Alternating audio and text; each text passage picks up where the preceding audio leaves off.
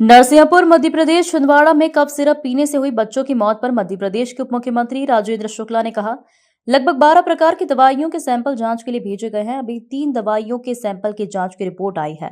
उनमें किसी प्रकार के ऐसे तत्व नहीं मिले हैं जिसके कारण यह कहा जा सके कि मौत इन दवाइयों के कारण हुई है।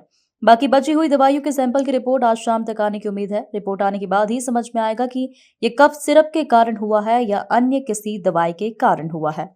प्रतिबंधित कफ सिरप पीने से 9 बच्चों की मौत हो गई। सर, किस तरह का मामला है और सर क्या कार्रवाई की जा रही है?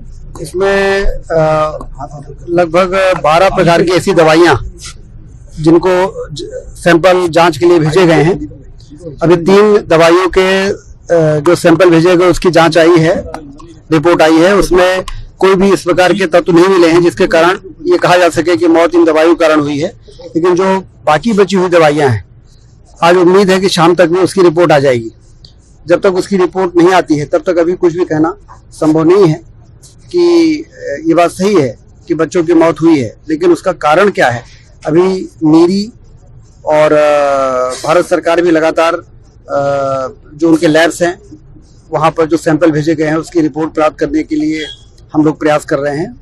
मुझे उम्मीद है कि शाम तक इसकी फाइनल रिपोर्ट आएगी, तभी ये समझ में आएगा कि वो कफ सिरप के कारण हुआ है कि अन्य किसी दवाई के कारण हुआ है कि किस वजह से हुआ है। शाम तक बैन था क्या? ये बैन था कफ सिरप जिससे हुआ? क्या सिरप बैन होता तो कभी भी मार्केट में नहीं आता, लेकिन कभी कभी दवाइयों के लॉट में कोई ऐसे दवाई जिसके कारण इस प्रकार की परेशानी आती है, ये जब तक उसकी जांच की रिपोर्ट नहीं आ जाती तब तक अभी कहना संभव नहीं है।